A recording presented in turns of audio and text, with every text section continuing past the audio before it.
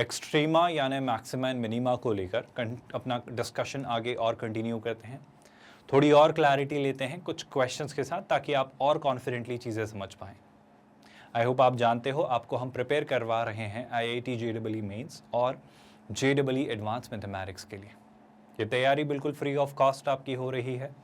हम एक 100% free of cost quality online education platform है किंडरगार्टन से 12th स्टैंडर्ड तक। आप हमारे नोट्स, PDFs और ई-बुक्स भी डाउनलोड कर सकते हैं। उसके लिए आपको इस वीडियो के डिस्क्रिप्शन में दिए गए लिंक गेट नोट्स पर क्लिक करना होगा। इस तैयारी में हमने कोऑर्डिनेट ज्योमेट्री कवर कर लिया है पूरा। अब आप कैलकुलस पर हैं। प्रॉपर प्लेलिस्ट बने हुए हैं। सारा डेटा, सारी इन्फॉर्मेशन आपको इन वीडियोस के डिस्क्रिप्शन में दी गई है। इसके बाद हम शिफ्ट होंगे वैक्टर्स इन 3 डायमेंशनल ज्योमेट्री, देन अलजेब्रा और आखिर में ट्रिग्नोमेट्री। अगर आज समझे मैक्सिमा और मिनिमा को, तो मेरा कहना है कुछ क्वेश्चंस के थ्रू देखते हैं। क्योंकि अभी मुझे f' की नॉलेज नहीं है कि f' से मैक्सिमा और मिनिमा यानी टर्निंग पॉइंट्स कैसे क्रैक किए जाते हैं, तो क्या मैं सिर्फ ग्राफ देखकर फंक्शंस को फिगर आउट कर सकता हूं? तो अभी कुछ बहुत ही ईजी और सिंपल कैटेगरी के क्वेश्चंस हम कर रहे हैं, तो बिल्कुल ग्राफ देखकर आप फंक्शंस क्रैक कर सकते हो। क्या मतलब? देखो, discuss the extremum of the function f of x, which is x minus 1 into mod of x minus 2 into x minus 3. How many critical points f of x has? तो f of x के कितने critical points हैं आपको वो बताना है ना। तो f of x के मैं critical points तो बता दूंगा, लेकिन सर उससे पहले आपको फंक्शन का क्या करना है? आपको फंक्शन का ग्राफ भी ड्रॉ करना है। सोचो, देखो आपके पास दो तरीके हैं। या तो आप मॉड हटाकर चीज़ें सोच लो, मेरा कहना है कोई बुराई नहीं है, पर मॉड हटाए बिना भी कुछ सोचा जा सकता है क्या? देखो आप ध्यान से, क्या लिखा है? x minus 1 mod over x minus 2 और x माइनस 3। अगर मैं ये पता कर लूँ कि इसके कितने रूट्स होंगे, देखो वेवी कर्व मेथड से ना मैं थोड़ी चीज़ें सोचने की कोशिश करता हूँ। क्या कहेगा? देखो मॉड लगा है तो कुछ चीज़ें बिगड़ेंगी, तो क्या बिगड़ेंगी कि 2 और 3 पर ये खेल बिगाड़ेगा सारा। देखो मैं इसे अगर लिखूँ तो मैं ऐसा लिख सकता हूँ क्या? x minus 1 into mod over x minus 2 है ना, into mod over x minus 3।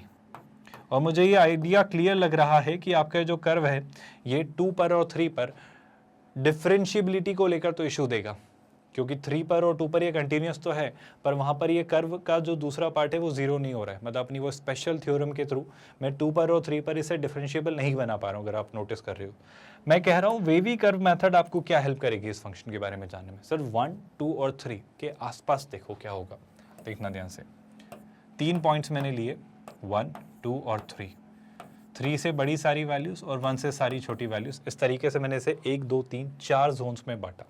सुनिएगा ध्यान से, राइट मोस्ट साइड से शुरू करते हैं। मैं एक बात बस ये कहना चाह रहा हूँ, चाहे कुछ भी हो, ये और ये हमेशा पॉजिटिव होंगे। आप सुन लीजिए, x की चाहे कोई भी वैल्यू हो, x माइनस 2 और x माइनस 3 हमेशा पॉजिटिव होंगे। मतलब मैं कहना चाह रहा हूँ सारा खेल 1 से पहले और 1 के बाद में होगा। अगर आपको यकीन नहीं है तो समझो, एक काम करो, 3 से बड़ी वैल्यू ट्राई करो, let's say 5। Positive positive positive. क्या आप मेरी बात समझ पाए? चलो और आपकी सहूलियत के लिए 2 से बड़ी वैल्यू ट्राई करो, negative but mod positive positive. I hope आप 2 से 3 के बीच सोच पा रहे हो। लेट्स से मैंने रखा 2.5, तो अंदर नेगेटिव है बट मॉड के कारण पॉजिटिव, पॉजिटिव बट यहाँ भी पॉजिटिव। देख पा रहे हो? 1 से भी बड़ी वैल्यू ट्राई करो, जैसे मान लो 1.5, पॉजिटिव पॉजिटिव पॉजिटिव, क्योंकि ये मॉड है, कुछ फर्क पड़ेगा ही नहीं। लेकिन जैसे ही आप 1 से छोटी वैल्यू ट्राई करोगे, अभी भी पॉजिटिव पॉजिटिव बट ये नेगेटिव। तो आप समझ पा रहे हो, 1 के पहले और 1 के बाद ग्राफ अपना चेंज होगा। लेकिन ये कहाँ कहाँ जीरो होगा? ये इन 3 वैल्यूज पर जीरो होगा। किस पर? 1 पर, 2 पर और 3 पर। मतलब अगर सच बताओ ना तो इसका ग्राफ ऐसे खत्म हो जाएगा। सुनना ध्यान से, इसका ग्राफ कुछ ऐसा बनेगा। आपके पास कौन कौन से पॉइंट्स हैं? 1, 2 और 3। सुनना, 1 से पहले हमेशा कैसा है? ये नेगेटिव। 1 से पहले कैसा है? एफ ऑफ एक्स नेगेटिव, मतलब एफ ऑफ एक्स एक नेगेटिव वैल्यू ले रहा है, मतलब 1 से पहले ग्राफ कुछ ऐसा है। 1 से 2 के बीच में पॉजिटिव, तो ये कुछ ऐसा है। 2 से 3 के बीच में पॉजिटिव, तो ये कुछ ऐसा है। और 3 के बाद फिर पॉजिटिव, तो ये कुछ ऐसा है।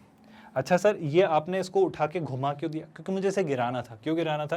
क्योंकि मैं जानता था 1 पर, 2 पर और 3 पर ये जीरो है। मैं फिर से कहता हूँ ऐसा क्यों किया? क्योंकि 1, 2 और 3 पर ये कर्व जीरो है। आई रिपीट, 1, 2 और 3 पर ये कर्व जीरो है। बिल्कुल सही बात। तो ये कर्व 1, 2 और 3 पर जीरो से यानी एक्स एक्सिस से जो पास होगा, लेकिन सर 1 के बाद ये हमेशा पॉजिटिव है और 1 के पहले ये नेगेटिव है। तो 1 के पहले एक्स एक्सिस से नीचे और 1 के बाद एक्स एक्सिस से ऊपर, लेकिन 1, 2 और 3 पर एक्स एक्सिस को टच करेगा। तो ग्राफ इसके अलावा कुछ और बन नहीं सकता, क्योंकि ये कंटिन्यूस तो है, कोई बुराई नहीं है। तो ग्राफ टूटेगा नहीं, ब्रेक नहीं होगा, कंटिन्यूसली चलता रहेगा, लेकिन 1 से पहले हमेशा नेगेटिव, 1 के बाद हमेशा पॉजिटिव, और 1, 2 और 3 पर 0। आप मुझे कुछ और बना के बता दो, मैं बहुत खुश हो जाऊंगा। तो मैं ये कहना चाह रहा हूँ, ये ग्राफ बिल्कुल आप निश्चिंत होकर बढ़िए, आप ऐसा ही बनाएंगे। और भी कई सारे तरीके हैं, पर मैं कह रहा हूँ ये तरीका वाजिब है, इस तरीके में कोई बुराई नहीं है। क्या थोड़ी बहुत क्लैरिटी मिली कि हमने चीज़ें कैसे सोची, हमने अपने पुराने कंसेप्ट्स को यूज़ करके कैसे इस फंक्शन के ग्राफ को क्रैक किया। इस फंक्शन के ग्राफ को क्रैक करते ही मुझे क्या पता चला, इसका लोकल मैक्सिमा, आई होप आप देख पा रहे हो, इसका लोकल मैक्सिमा पता चला पहली बात तो। और दूसरी बात मुझे ये पता चला कि क्या इस फंक्शन में क्रिटिकल पॉइंट्स कितने हैं। तो मेरे ख्याल से फंक्शन का डेरिवेटिव दो जगह 0 हो रहा है, एक तो 1 और 2 के बीच में, एक 2 और 3 के बीच में। ऑल्दो पूछा नहीं है, पर 1.5 और 2.5 ही होगा वो। खैर, दूसरी ज़रूरी बात, कितने हैं क्रिटिकल पॉइंट? मैं कहूँगा इसके 2 क्रिटिकल पॉइंट हैं, और उन 2 पॉइंट्स पर ही आपको एक्सट्रीमा मिलेगा, यानी आपको इसका मैक्सिमा और इसका मिनिमा मिलेगा। एवरीवन विद मी सो फार? किसी भी स्टेप को लेकर कोई भी कंफ्यूजन कि एग्जैक्टली ये फंक्शन कैसे बिहेव कर रहा है, कोई इशू, कोई कंसर्न, इस बात में तो कोई डाउट नहीं। बस एक बात को क्रॉस चेक ज़रूर कर लेना कि क्या ये एग्जैक्टली 1 और 2 और 2 और 3 के बीच में होगा, क्योंकि ये तो मैंने रैंडम सा एक कर्वेचर बना दिया था स्मूथ सा, है ना। तो मैंने शायद ये जब कहा कि 1 और 2 के एग्जैक्ट बीच में मैंने 1.5 पर और 2 3 के एग्जैक्ट बीच में मैंने 2.5 पर, तो थोड़ा सा डाउट रखना, क्योंकि एग्जैक्ट बस ऐसा ही स्मूथ सा कर्वेचर ऐसा नहीं बनेगा कि बिल्कुल सिमेट्रिकल बने, है ना, बिल्कुल सेम। क्योंकि ऑफकोर्स ये आपका x-2 है और ये x-3 है, तो उसके कारण ओवरऑल इम्पैक्ट कुछ और निकल कर आ सकता है, क्योंकि कुछ और ही कहानी बननी है। देखो, मैं ऐसे समझाने की कोशिश करता हूँ। आप तो ये बताओ, मुझे क्या पता करना है? मुझे एक्सट्रीमा पता करना है, मतलब मुझे पता करना है कि x की किन वैल्यूज़ पर ये आपको मिनिमम या मैक्सिमम जो मिल रहा है, जो कि लोकल मैक्सिमा है आपका, वो मिल रहा है। तो मैं कहूँगा सर इस फंक्शन की डेफिनेशन को क्रैक करो, इस फंक्शन की डेफिनेशन को क्रैक करो। इस फंक्शन की डेफिनेशन में क्रैक करता हूँ कहाँ पर? 1 के बाद, क्योंकि मुझे ये तो पता है 1 से 3 के बीच में ही सारी कहानी हो रही है। आई रिपीट, मुझे पता है कि 1 से 3 के बीच में ही सारी कहानी हो रही है। तो एक बार तो 1 से 2 के बीच में देख लेते हैं, और एक बार 2 से 3 के बीच में देख लेते हैं। तो आई रिपीट, एक बार 1 से 2 के बीच इसे देखेंगे, एक बार 2 से 3 के बीच देखेंगे, और देखेंगे कि f' कहाँ 0 हो रहा है। कहाँ देखेंगे? एक बार तो 1 से 2 के बीच में f' कहाँ 0 हो रहा है, और एक बार 2 से 3 के बीच में f' कहाँ 0 हो रहा है। जिस x की वैल्यू पर वो 0 हो रहा होगा f', वो x की वैल्यू हमारे लिए वो क्रिटिकल पॉइंट, यानी वो एक्सट्रीमा, यानी वो लोकल मैक्सिमा होंगे। परेशानी तो नहीं है जो मैं बात कहना चाह रहा हूँ? आई होप आप डाइजेस्ट कर पा रहे हो, है ना। तो अगर उन मैक्सिमा और मिनिमा पर मैं जाना चाह रहा हूँ, लेकिन मैं एक्चुअली x की वैल्यू के थ्रू जाना चाह रहा हूँ कि x की एग्जैक्ट वैल्यू क्या होगी। तो सोचते हैं, देखिएगा यहाँ से फंक्शन क्या है, f(x) समझना। सर f(x) आपका है x-1 into mod of x-2 into mod of x-3। क्या ये सही लिखा हुआ है? x-2 x-3, बहुत बढ़िया, है ना। मैं 2 जोन में देखना चाह रहा हूँ। मैं पहले तो x को देखना चाह रहा हूँ जब x क्या है भाई 1 से 2 के बीच में, और एक बार तब देखना चाह रहा हूँ जब जो x है आपका वो 2 से 3 के बीच में है। क्योंकि देखो, जब ये 1 से 2 के बीच में होगा तो इसका बिहेवियर कुछ और होगा और इसका कुछ और होगा। मेरा कहना है कुछ और क्यों होगा? आई थिंक ज़्यादा चेंजेस नहीं आएंगे। 1 से 2 के बीच में तो सॉर्टेड ही है ना, क्योंकि दोनों ही मॉड वाले एक्सप्रेशन, चाहे वो x-2 वाला मॉड है या x-3 वाला मॉड है, दोनों ही छोटे होंगे। तो कोई बात नहीं, इससे हम एक बात अलग से देख लेंगे। एक और बात मैं देख पा रहा हूँ, 2 से 3 के बीच में थोड़ा सा केयरफुली देखो, क्योंकि 2 से 3 के बीच जब वो है तो वो इससे तो बड़ी वैल्यू लेगा लेकिन इससे छोटी लेगा। तो हम तो एक काम करते हैं, अपना प्रॉब्लम को सॉर्टेड रखने के लिए एक काम करते हैं, सॉर्टेड मैनर में देखते हैं कि चीज़ें कैसी होंगी। क्लब करके भी देख सकते हैं, पर मैं कह रहा हूँ कन्फ्यूजन क्रिएट नहीं करते हैं। मैंने 2 जोन्स डिवाइड किए। कैसे जोन? एक बार मैंने क्या रखा, x को 1 से 2 के बीच रखा, आई होप आप समझ पा रहे हो, और एक बार x को मैंने 2 से 3 के बीच रखा। Everyone comfortable with that? क्योंकि मैं जानता हूँ अगर मैंने ग्राफ को नोटिस किया तो मुझे 1 से 2, 2 से 3 के बीच ही चीज़ें मिलेंगी। जब 1 से 2 के बीच x को रखा तो क्या मिला? ध्यान से नोटिस करना, इस फंक्शन की definition x-1 as it is, है ना। अब सुनना, x-2 क्या हो जाएगा? 1 से 2 के लिए x-2 का अमाउंट हो जाएगा माइनस ऑफ x-2। कोई परेशानी तो नहीं है। लेकिन 1 से 2 के बीच की वैल्यूज़ के लिए देखो, 1 से 2 यानी जैसे मान लो 1.5 यानी नेगेटिव, 1.5 इन नेगेटिव, तो x माइनस थ्री का मॉड भी क्या हो जाएगा, negative of x minus three. तो ये कुछ ऐसे ओपन होगा, तो बढ़िया। 1 से 2 के बीच में f ऑफ x कुछ ऐसा है, लेकिन अगर 2 से 3 के बीच देखा तो x माइनस वन तो as it is, I hope आप सुन रहे हो। 2 से 3 के बीच में 2 से बड़ी वैल्यू 2.5, तो ये कितना हो जाएगा, पॉजिटिव, लेकिन ये ऐसा ही रहेगा। लेकिन x माइनस थ्री का आप नेगेटिव लोगे तो हो जाएगा negative of x minus three. क्या आप बात समझ पाए कि f ऑफ x कैसे चेंज होगा 1 से 2 के लिए और 2 से 3 के लिए? Are you all comfortable with that? अगर यही बात जो मैंने आपको समझाने की कोशिश की है इसके थ्रू प्लीज़ नोटिस करिएगा, यहाँ पर जो f ऑफ x आएगा वो कुछ ये आ रहा है, और इस जोन में जो f ऑफ x आ रहा है वो कुछ ये आ रहा है। कुछ ज़्यादा फर्क नहीं आ रहा है सच कहूँ तो, मैं सच बताऊँ तो, क्योंकि f डैश x बहुत ज़्यादा नहीं बदलेगा। इस f डैश x में सारे नेगेटिव होंगे, इस f डैश x में सारे पॉजिटिव होंगे। आप किसी एक को सॉल्व करके भी आंसर निकालोगे तो आंसर आ जाएगा नेगेटिव साइन लगाकर। जो मैं कह रहा हूँ वो सुनना, f(x) का डेरिवेटिव, प्रोडक्ट रूल लगा रहा हूँ, ध्यान से सुनना। x माइनस वन का डिफ्रेंशिएशन 1, तो बचेगा क्या, बचेगा आपका x minus to, x minus three. फिर क्या, x माइनस टू का डिफ्रेंशिएशन 1, बचेगा क्या, x minus one, x minus three. फिर क्या, ध्यान से सुनना, x माइनस थ्री का डेरिवेटिव 1, तो बचेगा क्या, x minus one, x minus to.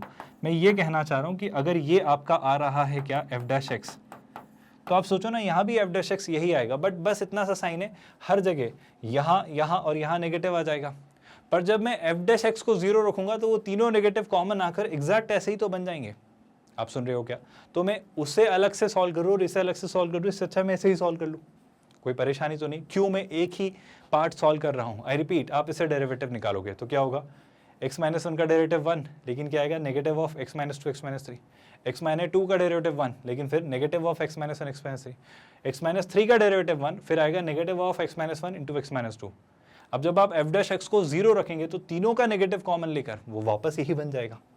आप मेरी बात समझ पा रहे हो? तो अल्टीमेटली एक ही इक्वेशन सॉल्व करनी है, जिसे ट्राई करते हैं हम। एक ही इक्वेशन मतलब क्या, एक ही इक्वेशन कुछ ऐसी है, x minus one into x minus two plus x minus two into x minus three plus x minus three into x minus one is equal to 0। इसे कैसे सॉल्व करेंगे? मेरा कहना है क्वाड्रेटिक बन रही है, चुपचाप मेहनत करो, है ना। कैसे मल्टीप्लाई किया तो कितना हो जाएगा, एक्स स्क्वायर, है ना। देखो minus two X minus X कितना, minus three X plus two. यहाँ पर भी क्या, एक्स स्क्वायर, ध्यान से देखना, minus two X minus three X कितना, माइनस फाइव एक्स प्लस कितना, 6। यहाँ पर देखो कितना, X square minus three X minus X कितना, माइनस फोर एक्स। सही लिख रहा हूँ क्या, कुछ गड़बड़ तो नहीं कर रहा हूँ, है ना। माइनस एक्स, ये कितना है, minus two X minus six minus three x, यहाँ पर माइनस फाइव एक्स ही मिलना है और यहाँ पर आपको माइनस फोर एक्स ही मिलना है, बिल्कुल सही बात, प्लस कितना 3, सॉर्टेड। अब सर देखो ज़रा, अब आप सिंप्लीफाई करो, इसे कर लेते हैं। 3x स्क्वायर है तो कितना हो जाएगा, 3x स्क्वायर, कोई दिक्कत। Minus three X minus five x minus 8x और माइनस फोर एक्स कितना, माइनस 12x। और आगे देखें तो क्या, 2 और 6 8, 8 प्लस 3 कितना, 11। आई थिंक मैं सही कह रहा हूँ। तो ये कुछ ऐसा बन रहा है। सॉल्व करते हैं और x की वैल्यूज़ निकालते हैं, है ना। तो जो वैल्यूज़ आएंगी वो देखिएगा, नोटिस करिएगा क्या आ रही हैं ओवरऑल फाइनली, ताकि हम अपना आंसर क्लेम कर पाएँ। देखो sir, splitting the middle term से बात बनेगी क्या, कोशिश करते हैं।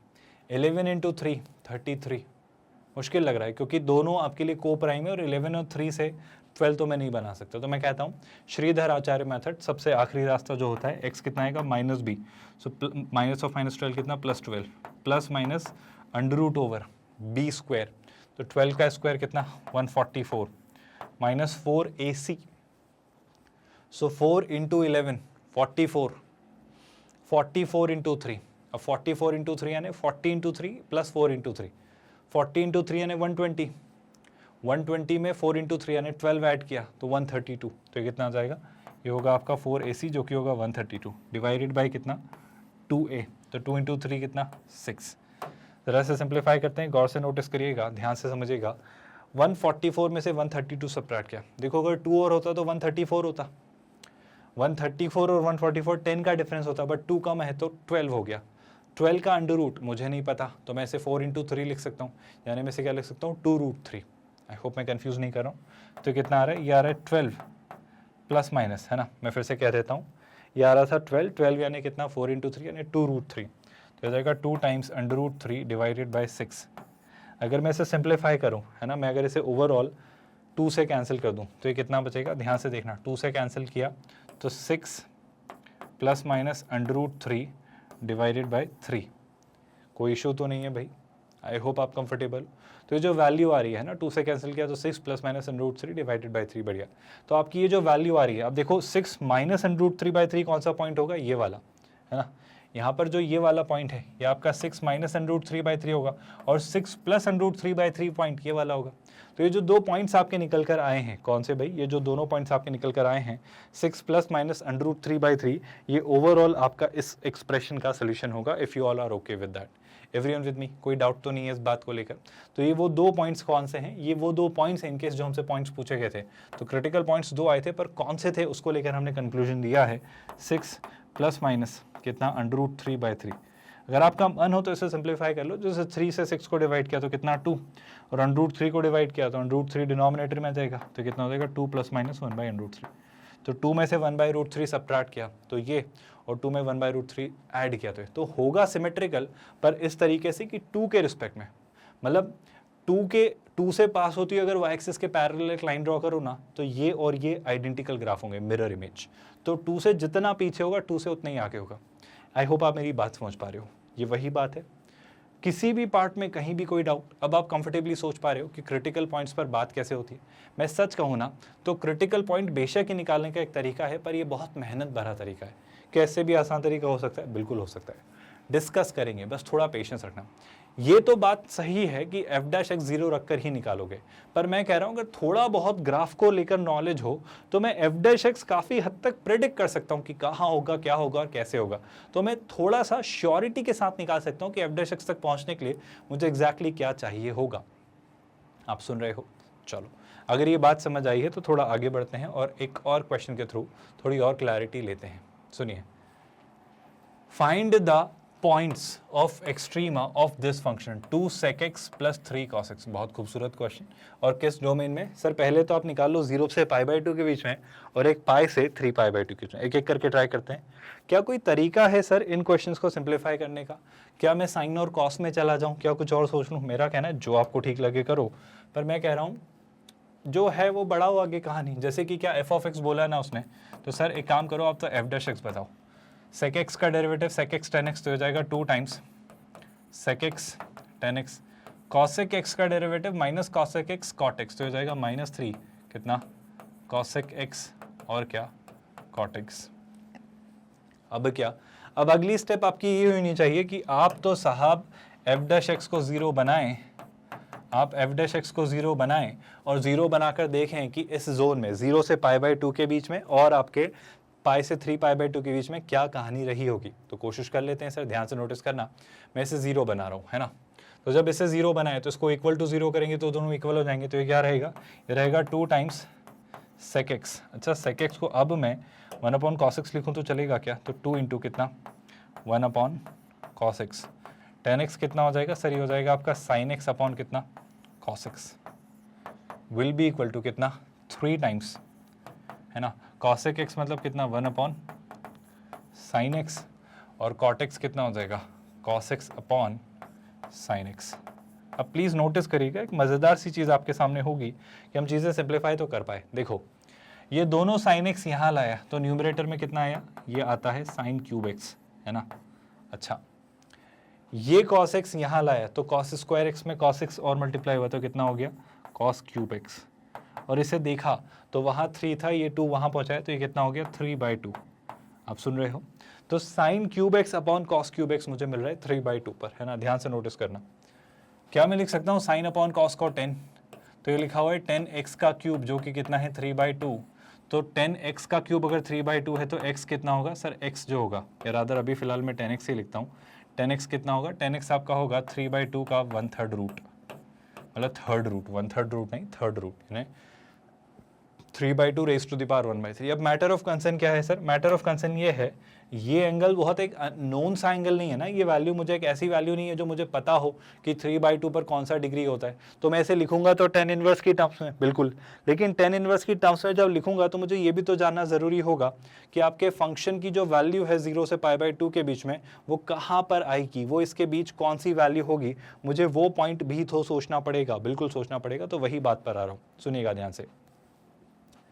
tan x मुझे चाहिए 3/2 रेज टू द पावर 1/3। पहली बात तो tan x माइनस इन्फिनिटी से इन्फिनिटी के बीच सारी वैल्यूज होल्ड करता है, तो कुछ ना कुछ तो होगा। तो मैं तो आपसे पहले कह रहा हूँ, अच्छा ये बात पता है ना कि tan x अगर ऐसा है तो x को मैं क्या लिखूंगा, x को मैं लिख लूँगा अपने इन्वर्स फंक्शन के नॉलेज से tan इनवर्स ऑफ कितना, 3/2 रेज टू द पावर 1/3। ये तो हम कर सकते हैं, लेकिन समस्या ये है सर कि अगर tan x ऐसा है तो x तो कुछ भी हो सकता है। सर क्या कह रहे हो, कुछ समझ नहीं आ रहा है। मैं जो कहना चाह रहा हूँ वो ये कि tan x आपका एक कैसा फंक्शन है सर? tan x एक पीरियोडिक फंक्शन है। तो क्या, तो आप समझो ना बात को, पीरियोडिक फंक्शन क्या करते हैं? पीरियोडिक फंक्शन अपने आप को रिपीट करते हैं। मैं पैटर्न दिखाकर आपको सिखा रहा हूँ, बाकी हम ट्रिगो में इस बात को कंक्लूड कर देंगे और आप ये बात जान जाएंगे कि ऐसा क्यों हो रहा है ना। तो पहले सुनते जाइए ध्यान से। ये अगर आपकी एक लाइन है जो कि y एक्सिस के पैरेलल है, और ये लाइन मैंने यहाँ भी बना ली जो कि लगभग उतनी ही डिस्टेंस पर है ना। फिर इसी को थोड़ा और आगे बढ़ाया तो मैंने एक और लाइन यहाँ बनाई और थोड़ा सा एक बार और बना लेता हूँ ताकि आपको चीज़ें समझा पाऊँ जो मैंने यहाँ बनाई। क्यों कर रहे हो सर ऐसा? बस थोड़ा पेशेंस रखिए, आपको बात नज़र आएगी। 0 से π/2 में ग्राफ ऐसा, और -π/2 से 0 में ऐसा, फिर पाई से 3π/2 में ऐसा, जो कि मैंने कुछ तो भी बना दिया है, और फिर वही बात π/2 से पाई से 3π मतलब π/2 से पाई तक ऐसा। सेम इसी तरीके से यहाँ पर भी आपका ग्राफ ऐसा कुछ बन रहा होता है। ये क्यों बना रहे हो? मैं आपको एक पैटर्न दिखाना चाह रहा हूँ जिससे हम इस क्वेश्चन को क्रैक करेंगे। पॉइंट्स देखो, ये क्या है, ये 0 है, ये क्या है π/2, ये पाई और ये 3π/2। अच्छा, ये कितना रहा होगा -π/2, ये -π और ये -3π/2। क्या मतलब इन सारी बातों का? इन सारी बातों का ये मतलब स्टूडेंट्स की कल को मान लो मुझसे कोई पॉइंट पर किसी एक्सप्रेशन में वैल्यू कोई पूछता है, जैसे कि मान लो मैं बस समझाने के लिए कह रहा हूँ, मैं नहीं कह रहा हूँ कि ऐसा ही होगा, बस मैं समझाने के लिए आपको एक इम्पॉर्टेंट बात कहना चाह रहा हूँ। जैसे मान लो यहाँ पर ये जो लिखा हुआ है, ये जो वैल्यू है ये है 3/2 टू द पावर 1/3, है ना। तो आपने कहा सर 3/2 टू द पावर 1/3 आपकी ये वैल्यू मिली आपको। मैंने कहा जी हाँ, मुझे ये वैल्यू मिली, मैंने ले ली। पर क्या आपको नहीं लगता आपको आगे भी एक एंगल मिल सकता था? मैंने कहा हाँ, मैंने ये सोचा ही नहीं। क्या आपको नहीं लगता पीछे भी कोई एक एंगल ऐसा मिल सकता था? मैंने कहा बिल्कुल सही बात है। हम गड़बड़ तो कर गए। गड़बड़ ये कर गए कि जो 3/2 की पावर 1/3 है वो सिर्फ यहीं थोड़ी होगा, कहीं और भी होगा, कहीं और भी रहा होगा, और ऐसा होता चला जाएगा।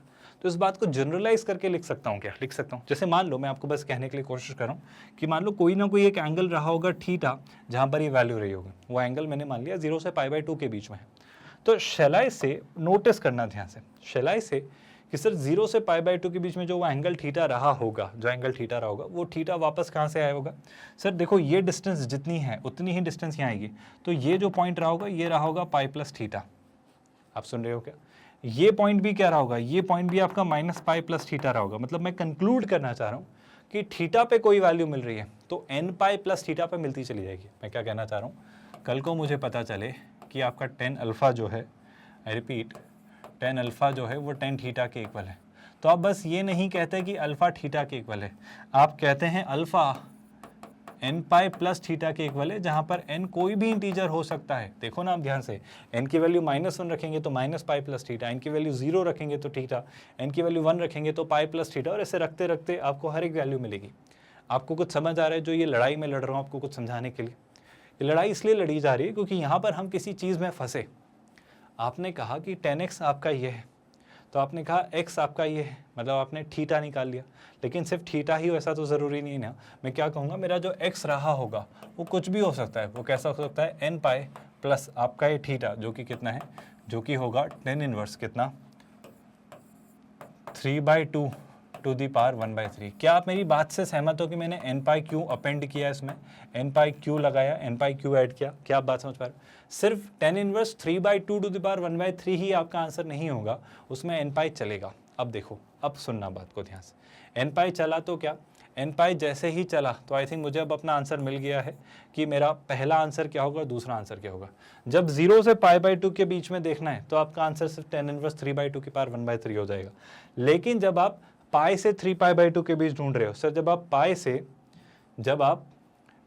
से 3π/2 के बीच ढूंढ रहे हो तो आपको क्या ऐड करना पड़ेगा, पाई, यानी इनकी वैल्यू क्या लेनी पड़ेगी, 1। तो आपके दो आंसर्स आएंगे।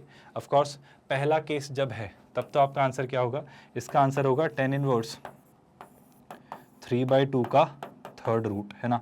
लेकिन इस केस में जो आंसर होगा वो होगा पाई प्लस tan इनवर्स 3/2 का कौन सा रूट, थर्ड रूट। क्या अब आप कंफर्टेबली सोच पा रहे हो कि ये दो आंसर्स कैसे आए और क्यों आए, कोई दिक्कत? अच्छा सर, इन दोनों बातों में मुझे एक बात और जाननी है, इसमें से कौन सा पॉइंट मैक्सिमा और कौन सा मिनिमा। देखो उसने क्या पूछा था, find the points of extrema. अब उसने एक्सट्रीमा में ये नहीं बताया ना आपको कि कौन सा मैक्सिमा है कौन सा मिनिमा। तो ये टास्क तो मेरा है कि मैं ढूंढ पाऊँ कि कौन सा मैक्सिमा रहा होगा और कौन सा मिनिमा रहा होगा। तो कैसे ढूंढेंगे सर, उसके लिए पहली बात तो आई रिपीट f'(x) और f'(x) ही आपकी हेल्प करेंगे, जो हम डिस्कशन करेंगे आने वाले लेक्चर्स में। कई सारे स्टूडेंट जिन्हें थोड़ा बहुत आइडिया होगा वो जानते होंगे कि आप कैसे मैक्सिमा और मिनिमा डिसाइड करते हो, लोकल मैक्सिमा लोकल मिनिमा कैसे डिसाइड किया जाता है। पर मैं कह रहा हूँ, मैं अभी तक अपने नॉलेज के बेसिस पर, क्योंकि मुझे बाकी चीज़ें नहीं पता है कि कैसे किया जाता है, तो मैंने जो फंक्शन को देखना सीखा है कि मैं ये क्रैक कर लूँ डिक्रीजिंग इंक्रीजिंग है या नहीं, इंक्रीजिंग डिक्रीजिंग है या नहीं। तो अगर मैंने ये पता कर लिया तो क्या मैं फंक्शन को क्रैक कर सकता हूँ? बिल्कुल क्रैक कर सकता हूँ।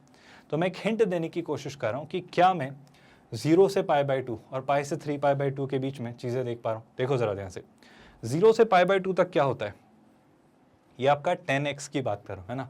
और पाई से 3π/2 के बीच क्या होता है, ये आपका tan x का ग्राफ है। मैं आपसे tan x की बजाय किस में पूछ रहा हूँ, मैं आपसे पूछ रहा हूँ चीज़ें आपके इस कर्व में।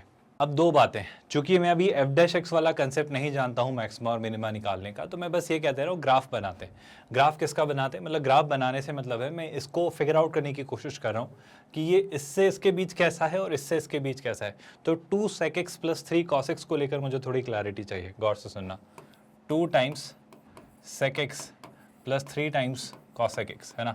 मैं इसे देखना चाह रहा हूँ, मैं देखना चाह रहा हूँ इसको 0 से π/2 के बीच में। प्लीज़ नोटिस करना, क्या आपको याद है sec x और cos x कैसे बिहेव करते हैं? मैं अगर आपको याद दिलाऊं तो सर आपका अगर 0 से पाई तक sin x ऐसा चलता है तो 0 से पाई तक sin x कुछ ऐसा चलता है जो cos x है ना, जो कि आपका ऐसा चलता है ना। मतलब अगर मैं देख रहा हूँ 0 से π/2 तक तो आपका cos x का ग्राफ कुछ ऐसा होता है। बहुत ध्यान से सुनते जाइएगा, कुछ इंपॉर्टेंट बातें मैं करने में इंटरेस्टेड हूँ, है ना। इसी तरीके से मैं cos x का भी ग्राफ बना लेता हूँ 0 से π/2 में। सर -π/2 से π/2 में cos x कुछ ऐसा होता है, तो sec x कुछ ऐसा हो जाएगा। आई होप आपको ये बातें याद है, मैं इसी तरीके से चीज़ें आपकी याद रखता हूँ, है ना। तो मैं ये कहना चाह रहा हूँ, प्लीज़ नोटिस करना, जब आपने 0 के लेफ्ट हैंड साइड से इस फंक्शन को अप्रोच किया, जब आपने 0 के लेफ्ट हैंड साइड से इस फंक्शन को अप्रोच किया तो sec x किसे अप्रोच करेगा, 1 को। लेकिन जब 0 के लेफ्ट हैंड साइड से इस फंक्शन को अप्रोच किया तो cosec x किसे अप्रोच करेगा, इन्फिनिटी को। तो 1 × 2 2 प्लस इन्फिनिटी कितना, इन्फिनिटी। तो शैलाई से ये जब 0 के लेफ्ट हैंड साइड से, सॉरी 0 के राइट हैंड साइड से ना, मैंने 0 के लेफ्ट हैंड साइड बोला, 0 के राइट हैंड साइड से जब फंक्शन को अप्रोच किया तो आपका ये एक्सप्रेशन इन्फिनिटी को अप्रोच करे। सर ये सब क्यों कर रहे हो, बस थोड़ा पेशेंस रखो, आपको समझ आएगा। मैं 90 डिग्री के लेफ्ट हैंड साइड से इस फंक्शन को अप्रोच करवाता हूँ। देखो 90 डिग्री के लेफ्ट हैंड साइड से अगर अप्रोच किया तो आपका जो ये वाला फंक्शन है कौन सा, cosec x, ये किसे अप्रोच कर रहा है, 1 को। लेकिन 90 डिग्री के लेफ्ट हैंड साइड से अगर अप्रोच किया है, होप आपको दिख रहा है, तो ये फंक्शन किसे अप्रोच कर रहा है, इन्फिनिटी को। तो वापस 90 डिग्री के लेफ्ट हैंड साइड से अप्रोच करने पर भी ये इन्फिनिटी को अप्रोच कर रहा है। मैं कहना चाह रहा हूँ ये कर्व आपका 0 से 90 के बीच में इन्फिनिटी से इन्फिनिटी के बीच ही घूमेगा। दूसरी ज़रूरी बात, ये भी मिनिमम 1 होता है, ये भी मिनिमम 1 होता है, तो 2 + 3 मिनिमम 5 होगा। वो भी एक अलग 5 नहीं होगा, मतलब अलग अलग केस होगा। इसकी मिनिमम वैल्यू 2 होगी, इसकी मिनिमम वैल्यू 3 होगी, और जो भी अलग अलग वैल्यूज होंगी, जो भी कॉमन कंक्लूजन आएगा, ये कभी भी नीचे नहीं आएगा इस तरफ। आप मेरी बात समझ पा रहे हो? मतलब ओवरऑल ये इन्फिनिटी से इन्फिनिटी के बीच मतलब ये कर्व ऐसा ही बनेगा, कुछ ऐसा, एग्जैक्ट ऐसा नहीं पर कुछ ऐसा। और जब आप ये वाला पार्ट बनाओगे, कौन सा, पाई से 3π/2, आई होप आपको समझ आ रहा है कि जब आपने 0 से पाई के बीच बनाया तो आपका कर्व कुछ ऐसा बना, और यहाँ पर वो आपका f'(x) 0 हुआ होगा, जो कि पॉइंट कौन सा था आपका, tan इनवर्स कितना, 2/3 या 3/2, I think 3/2, to the power 1/3। I hope यही पॉइंट था 3/2⁻1/3। ये वो पॉइंट है जो कि आपके लिए क्या रहा होगा, लोकल मिनिमा। मैं एक और तरीके से समझाता हूँ, एक बार और देखो, पाई से 3π/2 के बीच में, नोटिस करना अब किसके बीच देख रहे हैं, पाई से 3π/2 के बीच में कौन सा कर्व, वही आपका कौन सा 2 cosec x, नहीं 2 sec x 3 cos x, तो ये कितना है 2 sec x plus 3 cos x। अगर ऐसे नहीं समझ आ रहा है ना तो ऐसे कर लो, कैसे, cosec x को 1/sin x लिख लो और sec x को 1/cos x लिख लो। पर मैं कह रहा हूँ उसके बजाय ऐसे सोचना सीखो, कोई बुराई नहीं है। देखो ज़रा ध्यान से, मैं पाई से 3π/2 के बीच चाह रहा हूँ, तो देखो ये 0 है, ये पाई है, और यहाँ कहीं आपका रहा होगा 3π/2, है ना। तो साइन जो होता है वो कैसा होता है, पाई से 2π के बीच में वापस आपका कुछ ऐसा, तो पाई से 2π के बीच में आपका जो कॉसेक होगा वो कैसा होगा भाई, वो कुछ इस तरीके से ऐसा चल रहा होगा। क्या आपको बात समझ आ रही है, ये आपका कॉसेक होगा। और दूसरी बात, अगर मैं सेक का ग्राफ बनाना चाहूँ तो देखो ध्यान से, कॉस का ग्राफ कैसा होता है सर, नोटिस करना, -π/2 से π/2 तक, यहाँ सुन रहे हो क्या, फिर π/2 से 3π/2 तक कुछ ऐसा, कोई परेशानी तो नहीं है, मतलब मैं कहना चाह रहा हूँ -π/2 से π/2 तक cos x ऐसा होता है, आई होप आपको पता है। फिर π/2 से 3π/2 तक cos x कुछ ऐसा होता है, तो cos x का रेसिप्रोकल sec x कैसा होगा, वो आपका कुछ इस तरीके से होगा।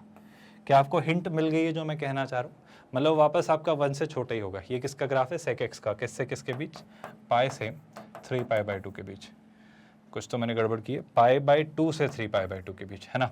यहाँ पर बीच में ये पॉइंट आपका क्या है, पाई, कोई परेशानी तो नहीं है। मुझे कहाँ से कहाँ तक चाहिए था, मुझे पाई से 3π/2 तक चाहिए था, तो मैंने यहाँ पर और यहाँ पर इस ग्राफ को देखना है। अब सुनना ध्यान से, मज़ेदार सी बात है, नोटिस करना। बताओ, अगर मैंने पाई को राइट हैंड साइड से अप्रोच किया, अगर मैंने पाई को राइट हैंड साइड से अप्रोच किया, तो देखो पाई को राइट हैंड साइड से अप्रोच किया तो आपका ये कर्व किस तरफ जा रहा है, ये कर्व जा रहा है आपका -∞ की तरफ।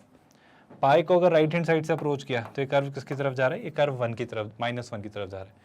तो -∞ में -1 कुछ मल्टीप्लाई करके ऐड भी करा तो ये कर्व किसकी तरफ जा रहा है आपका, -∞ की तरफ। और ध्यान से सुनना, जब आप 2π को, सॉरी, जब आप 3π/2 को लेफ्ट हैंड साइड से अप्रोच कर रहे हो, है ना, अब आप क्या कर रहे हो, 3π/2 को उसके लेफ्ट हैंड साइड से अप्रोच कर रहे हो, तो यहाँ से अप्रोच किया तो -1, लेकिन यहाँ पर अप्रोच किया तो -∞, फिर वही बात, -∞ और -1 में कुछ मल्टीप्लाई करके ऐड भी करा, पॉजिटिव वैल्यूज ही थी, तो ओवरऑल ये भी क्या हो जाएगा, -∞।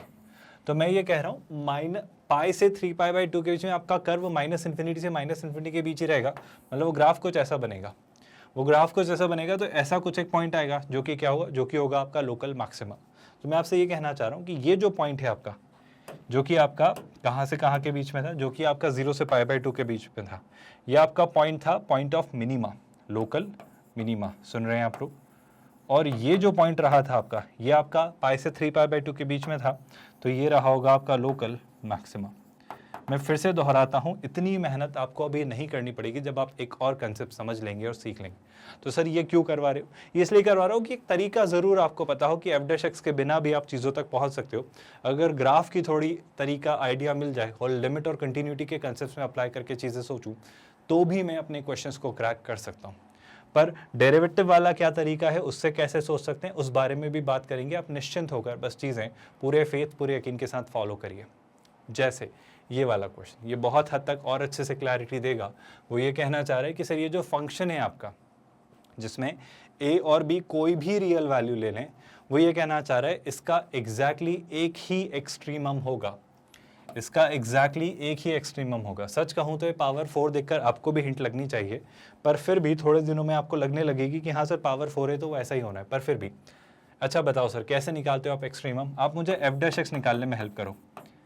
f'(x) को अगर देखा जाए तो 4 × 3 कितना 12, so this is 12x³ minus कितना 12x² प्लस कितना 12x plus ax plus b का डेरिवेटिव कितना प्लस a और b का डेरिवेटिव 0। कोई परेशानी, कोई आपत्ति?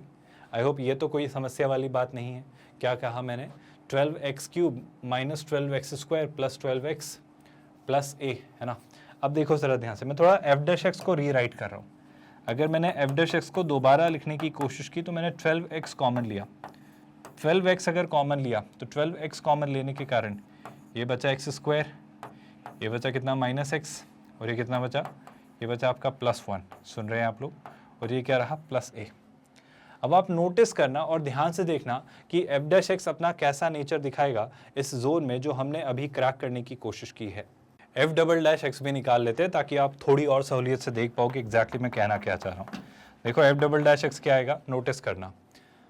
प्रोडक्ट रूल लगाना है तो लगाओ, पर मैं कह रहा हूँ इसको ऐसा मत करो, इसे ना एफ डैश एक्स को वैसे ही लिखो। मतलब मुझे लग रहा है कि मुझे लगा था कि एफ डैश एक्स से मैं समझा दूंगा, समझा सकता हूँ, पर आप थोड़ा कंफ्यूज जाओगे, तो मैं एफ डबल डैश एक्स भी निकालता हूँ और आपको बताता हूँ चीज़ें कैसे होगी।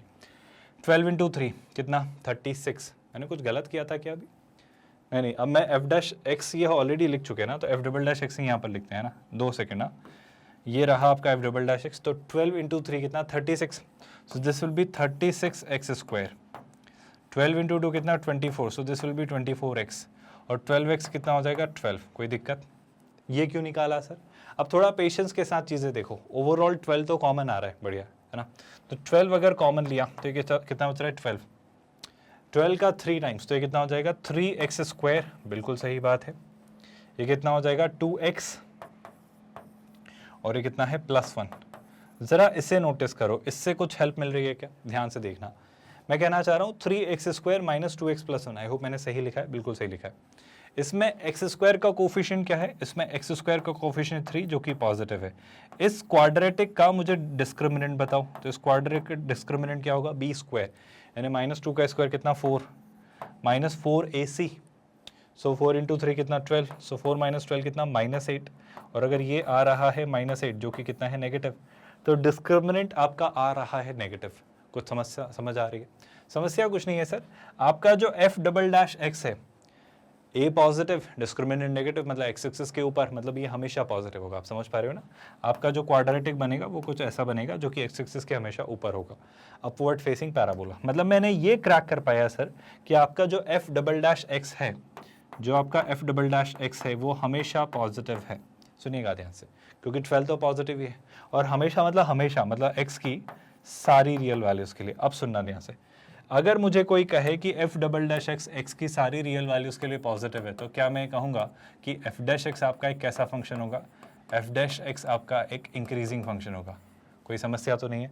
अच्छा, एफ डैश एक्स था क्या सर? एफ डैश एक्स आपकी एक क्यूबिक इक्वेशन थी।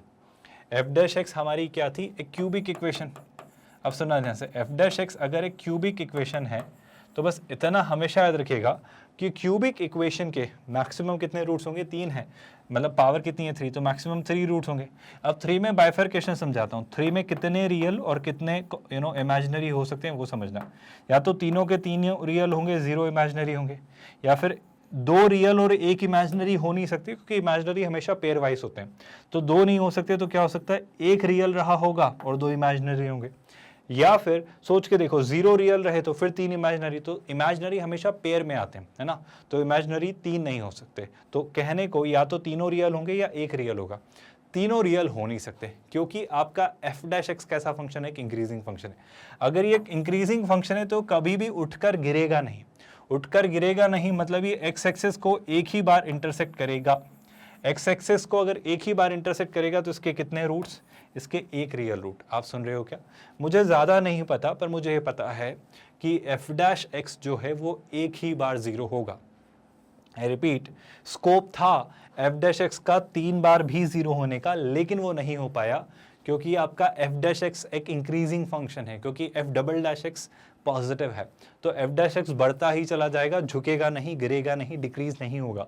और डिक्रीज नहीं होगा तो वापस से एक्स एक्सिस को इंटरसेक्ट नहीं करेगा, सिर्फ एक ही बार इंटरसेक्ट करेगा। मतलब एफ डैश एक्स अगर आपका एक इंक्रीजिंग फंक्शन है, यानी एफ डैश एक्स एक ही बार 0 होगा। I repeat, F dash x जो 0 होगा ना, वो एक्स की किसी एक ही वैल्यू के लिए होगा। वो एग्जैक्टली एक ही वैल्यू के लिए होगा। क्या मेरी आप बात समझ पाए?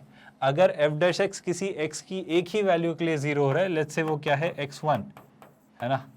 तो शैलाई से जहां एफ डैश एक्स 0 होता है वो एफ ऑफ एक्स के लिए क्या होता है सर? वो एफ ऑफ एक्स के लिए एक्सट्रीमम होता है, यानी वो एफ ऑफ एक्स के लिए मैक्सिमा या मिनिमा होता है। सुन रहे हो क्या? जब एफ डैश एक्स एक ही जगह 0 हो रहा है तो एफ ऑफ एक्स मैक्सिमा या मिनिमा एक ही जगह हो पाएगा, जो कि क्या होगा? x1।